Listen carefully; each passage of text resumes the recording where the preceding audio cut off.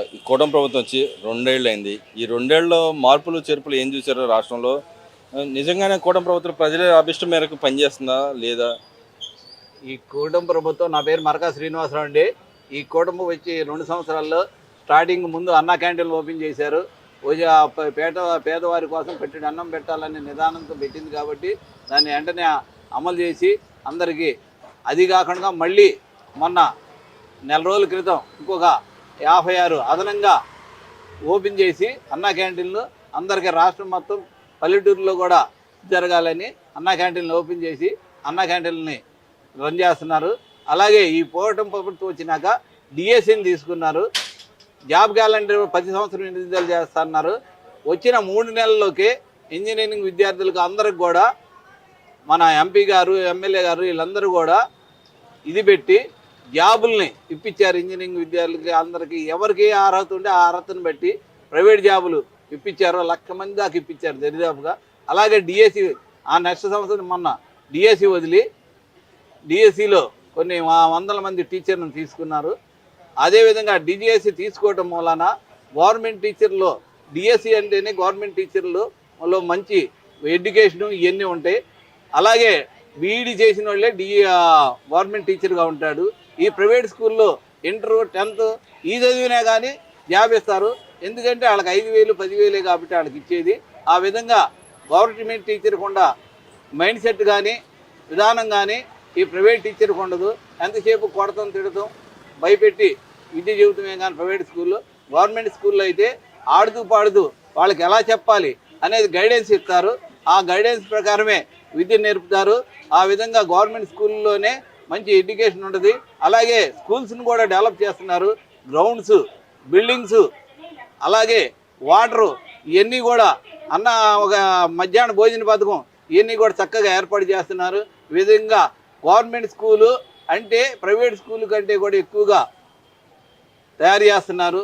ఈ విధంగా మంచి ఎడ్యుకేషన్ ఇస్తున్నారు. ముందు గవర్నమెంట్ స్కూల్లో చదువుకునే పిల్లలే ఎక్కువగా ఉంటారు. ఎందుకంటే గతంలో అచ్చగా తెలుగు మీడియం చెప్పేవాళ్ళు అవన్నీ పోయినాయి. ఇప్పుడు ఇంగ్లీష్ మీడియం కూడా వచ్చింది కాబట్టి ఇంగ్లీష్ మీడియంలో మూలాన ఎక్కువగా గవర్నమెంట్ స్కూల్స్లో పిల్లలు జాయిన్ అవుతున్నారు. ఒక మాదిరి వాళ్ళు ఆటో వాళ్ళ పిల్లలు వీళ్ళు కూడా గవర్నమెంట్ స్కూల్లో చదువుతానికి ఇష్టపడుతున్నారు. ఏదో బాగా ఎక్కువ డబ్బులు ఉండేవాళ్ళే ప్రైవేట్ స్కూల్లో జాయిన్ అవుతున్నారు. అంటే ఇప్పుడు విద్యా వ్యవస్థలో మార్పుల్లో భాగంగా చేసిన కార్యక్రమం 100 రోజుల కార్యక్రమం ఉంటుంది, లోకేష్ గారు తీసుకున్నారు. దాని ప్రతిఫలం అందినట్టు అని అంటారా? అందినట్టే, కంపల్సరీగా అందినట్టు. అందుబట్టే స్కూల్లో గ్రౌండ్ డెవలప్ చేస్తున్నారు, స్కూల్లో బిల్డింగ్స్ కడుతున్నారు. ఈ విధంగా అన్ని విధాల అన్నా క్యాంటీన్లో మధ్యాహ్నం భోజన పథకం కూడా ఏర్పాటు చేసి అది ఇంతకు ముందు కంటే కూడా సన్న బియ్యం ఇచ్చి మెరుగైన భోజనం పెడుతున్నారు పిల్లలకి. ఈ విధంగా మెనూ ఒకటి ఇచ్చారు. ఆ మెనూ ప్రకారమే భోజనం పెడుతున్నారు. ఈ విధంగా విద్యా వ్యవస్థను చాలా ముందుకు తీసుకొచ్చారు ఈ ప్రభుత్వం వచ్చినాక. అంటే మనం గతంలో లేని విధంగానే ప్రైవేట్ స్కూళ్ళు ఏదైనా పర్సంటేజ్ వచ్చినా, ఏదైనా మార్కులు వచ్చినా కూడా రిజల్ట్ రాగానే బహిరంగ పెద్ద ఇస్తూ ఉంటారు, ప్రచారం చేస్తూ ఉంటారు. ఈసారి గవర్నమెంట్ కూడా ప్రచారం చేయడానికి గల కారణం ఏంటంటారు? అసలు ప్రచారమే కాదు, గవర్నమెంట్ కూడా 591 మార్కులతో ఫస్ట్ వచ్చారు. 591 మార్కుల్లో గవర్నమెంట్ స్కూల్లో వచ్చినాయి అంటే అది ఎంత విద్యా విధానంలో మార్పు వచ్చింది. ఇదివరకు ప్రైవేట్ స్కూల్స్లో వాళ్ళకే 595 అలా వచ్చేది, స్టేట్ ర్యాంకులు వచ్చాయి. అలా కాదు, ఇవాళ ప్రైవేట్ స్కూల్ అది 591 మార్కులు వచ్చిన అమ్మాయి గవర్నమెంట్ స్కూల్లో చదువుకున్న అమ్మాయి అంటే ఎంత మార్పు వచ్చింది, ఎంత ముందుకు వెళ్ళారు, గవర్నమెంట్ కూడా ఎంత కేర్ తీసుకుంది ఒక్కసారి ఆలోచించుకోవాలని జనాలు తెలియజేస్తారు. మరి అదేవిధంగా చూస్తుంటే పరిపాలన పరంగా మీరు ఏం మార్పులు చూశారంటారు? ఈ 2 ఏళ్లలో ఈ గవర్నమెంట్ ఏదైతే పెట్టుకున్న లక్ష్యాలు కానీ పథకాలు కానీ ఏ మాత్రం సాధించిందంటారు? మరి అపోజిషన్ అసలు ఏ పథకాలు ఇవ్వట్లేదు, ఎవరికి 2 ఏళ్లలోనే ఈ గవర్నమెంట్ పంపించాలని ఆలోచన ఉందని చెప్పి వాళ్ళు మాట్లాడుతున్నారు. ఏది నిజం? ఏమండి, అప్పుడు మా గవర్నమెంట్ ఉండగా కొత్తగా వచ్చిన గవర్నమెంట్ అయినా కానీ ఇల్లు ఇస్తామని చెప్పారు. ఆ గవర్నమెంట్ వెంటనే ఇల్లు కడుతుండగా మా గవర్నమెంట్ మారిపోయింది. ఈ గవర్నమెంట్ మారిపోయింది, తెలుగుదేశం గవర్నమెంట్ మారిపోయింది. వచ్చిన వెంటనే మళ్ళీ ఇప్పుడు అప్పుడు కట్టిన ఇళ్ళన్నీ కంప్లీట్ చేసి టిట్కో ఇల్లు ఇచ్చారు. ఇంతకంటే పేదలకు సాక్ష్యం ఏమి ఉండదు. అలాగే మన వాళ్ళకి చక్కగా పథకాల కింద ఇల్లు కాకుండా పెన్షన్లు 1000 రూపాయలు పెంచారు. వాళ్ళు 1000 రూపాయలు పెంచడానికి 5 సంవత్సరాలు పట్టింది.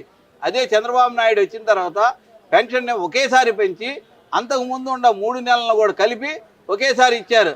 ఆ విధంగా పెన్షన్లు పెంచి ప్రజలకి కొత్త పెన్షన్లు కూడా రాసి ఈ విధంగా పెన్షన్ విధానాన్ని ముందుకు తీసుకెళ్తున్నారు. అదేవిధంగా రాజధాని చూసుకుంటే రాజధానిలో ఒక్కసారి వెళ్ళి చూడండి, కాలువలు తవ్వుతున్నారు, రోడ్లు తవ్వుతున్నారు, నిర్మాణము అతి శరవేగంగా జరుగుతుంది. ఏంటంటే రాజధాని ఎంత అభివృద్ధి జరుగుతుందంటే ఒక్కసారి వెళ్ళి కళ్ళతో చూస్తే కానీ తెలియదు. అంటే వాళ్ళ అన్యాయాలకే దోచిపెట్టుకుంటున్నాడు చంద్రబాబు నాయుడు, అది దోచుకోవడానికి కోసం అమరావతి తీసుకొచ్చారని చెప్పి వాళ్ళు మాట్లాడుతారు. వాళ్ళు 100 చెబుతారండి. సజ్జల రామకృష్ణ గారు సకల శాఖ మంత్రి చేసి ఏం చేశాడు? వాడు అన్నీ దాచుకొని విదేశాల్లో పంపించారు. ఏం చేశారు? 3 రాజధానులు అన్నారు. 3 రాజధానులు ఎక్కడైనా ఒక ఇటుక వేసారా, ఒక కంకర వేసారా, ఇది వేసారా? ఎక్కడ ఏమి చేయలేని వాళ్ళు వీళ్ళు చేస్తున్నారని ఓర్వలేక అభివృద్ధిని చూసి తట్టుకోలేక ఇలా మాట్లాడుతున్నాడు తప్పితే సజ్జల గాడికి ఏం తెలుసు? ఎలా తెలుసు? రమ్మను, మీడియా ముఖంగా తీసుకెళ్తాం, నేనే తీసుకెళ్తా, చూపిస్తా, జరుగుతుందో లేదో చూడండి. అలాగే మనకి రోడ్లు వాళ్ళుండగా ఒక తట్టిన మట్ట కానీ ఒక కంకర కానీ కంకర కానీ వేసింది లేదు. ఇవాళ చూడండి, ఎక్కడ కన్నెళ్ళు, ఏ పల్లెటూరు అన్నీ, ఏ మారుమూల కన్నెళ్ళు రోడ్లు వేసేసారు. అది అభివృద్ధి అంటారా?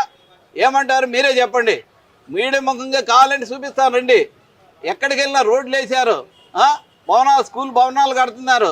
ఈ విధంగా విద్యను ముందుకు తీసుకెళ్తున్నారు, అభివృద్ధిని ముందుకు తీసుకెళ్తున్నారు.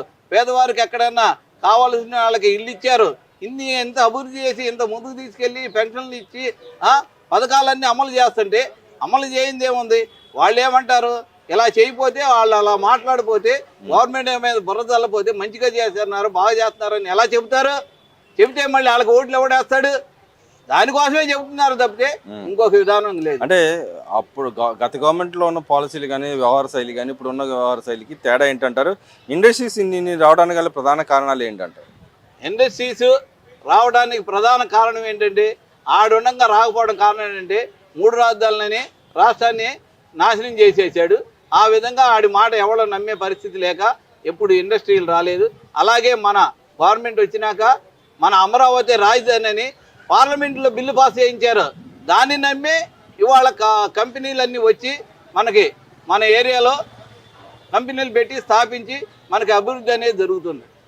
అంటే మరి వాళ్ళు చెప్తాను మేము తెచ్చిన కంపెనీ వీళ్ళు తెచ్చారని చెప్పి మళ్ళీ పదే మాట్లాడుతున్నారు కదా. వాళ్ళు అసలు కంపెనీలు ఆడ తెచ్చారండి. తెచ్చినవి అన్నీ మన వాళ్ళు ఉండగా వచ్చినాయి. వాటిని కూడా కొన్ని తిప్పి పంపించారు. ఉదాహరణకి మన జేయూఏ వాళ్ళదే బ్యాటరీ కంపెనీ ఉండేది, దాన్ని నాశనం చేసి తెలంగాణకి పంపించేశారు. అలా చెప్పుకుంటూ పోతే కియో వీళ్ళని నానా ఇబ్బందులు పెట్టి వాళ్ళ దగ్గర కోట్లు గుంజేసి ఎందుకు పని రాకుండా చేసిందే ఆ దరిద్ర జగన్ గాడు. మరి ఇక్కడ చూసుకుంటే ఈరోజు పరిపాలన పరంగా ఎట్లుంటే ఏ విషయంలో కూడా జనాలు ఎవరిని పట్టించుకోవట్లేదు, దోచుకోవడం దాచుకోవడమే లగ్జరీగా ఎంజాయ్ చేస్తూ ఉన్నారు.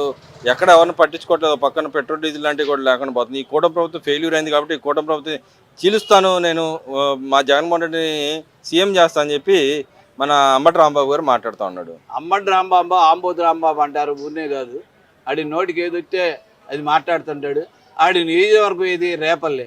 ఆడి పుట్టినూరు ఏది? రేపల్లె. ఆడి రేపల్లె వెళ్ళమని ఆడు తంతున్నారు. నేను నీ నియోజకవర్గానికి వెళ్ళి నువ్వు పోటీ చేయరంటే ఆడు వెళ్ళలేడు. ఎందుకు? ఆడు ఏం చేయలేడు కాబట్టి. వాడు సొంత ఊరికి వెళ్ళమను. ఆడి పెద్ద పోటుగాడుగా. ఆడి 3 సార్లు ఎందుకు మారాడు? ఒకసారి పోటీ చేయొచ్చుగా. ఆడు చేతనాడినాడైతే, ఆడు పై అభివృద్ధి చేసేవాడైతే ఆడికి ఏంటంటే నోటికి ఏదొస్తే అది మాట్లాడుతుంటాడు. ఏదో ఒక విధంగా ముందు జగన్ గారి మెప్పు పొందడం కోసం ఈ పార్టీని ఏదో ఒకటి తిడితే కానీ జగన్ గారి దగ్గర ఆడు మెప్పు పొందలేడు.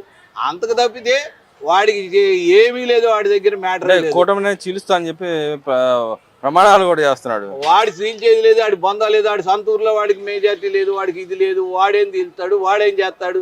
జగన్ మెప్పు కోసం 100 మాట్లాడతాడు ఆడు. ఇలా మాట్లాడితే కానీ జగన్ ఆడిని రేపొద్దు సీట్ ఇవ్వడు.